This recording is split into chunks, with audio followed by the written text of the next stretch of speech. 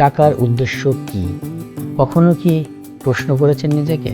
যদি জানতে চান একটু অপেক্ষা করুন, আমি বলছি। এটা একটা উদাহরণ দিয়ে বোঝাই।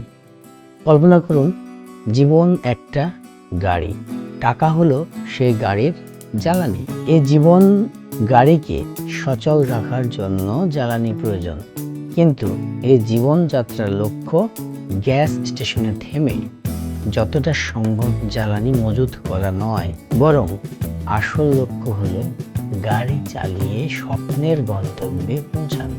অর্থাৎ টাকা জীবন নামক গাড়ির জ্বালানি মাত্র, আর জীবনের আসল সার্থকতা কেবল সে জ্বালানি মজুত করা নয়, বরং সে জ্বালানি ব্যবহার করে স্বপ্নের গন্তব্যে পৌঁছানোতেই জীবনের অন্তিম সুখ।